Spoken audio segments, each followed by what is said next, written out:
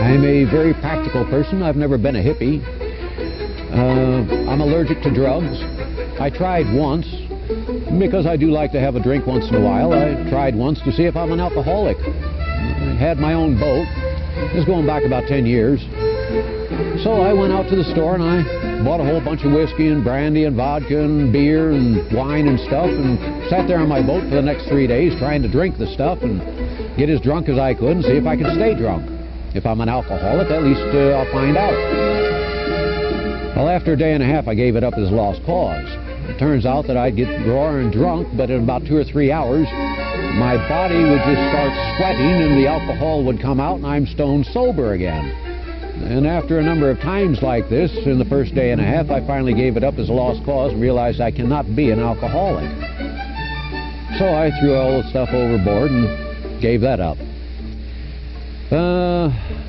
I've never been the dirty old man, clean old sex maniac maybe.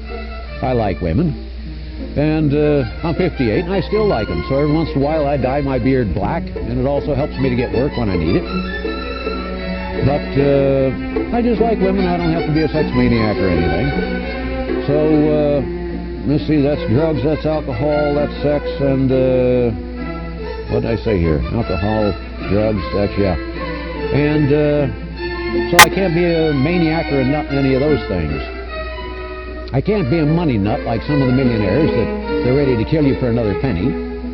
I've never tried to fill up a bank or have a contest with somebody how fast I could fill the bank with money. And in fact, I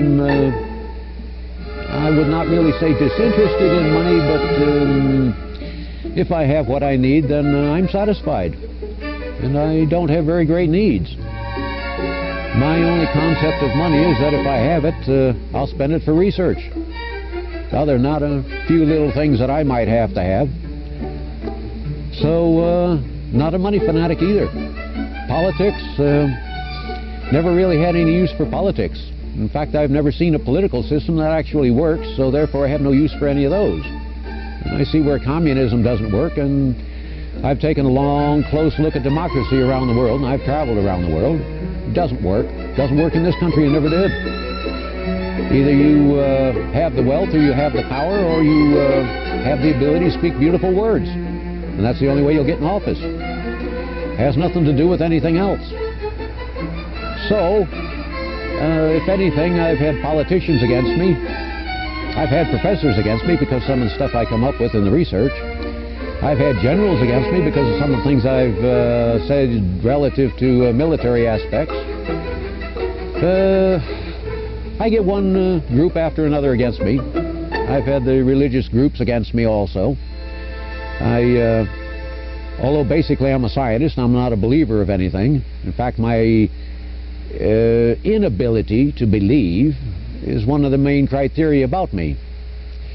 I'm like a person who has no legs, and you ask me why I can't walk, and I'll point to my legs and say I don't have them. Well, I don't have the ability to believe.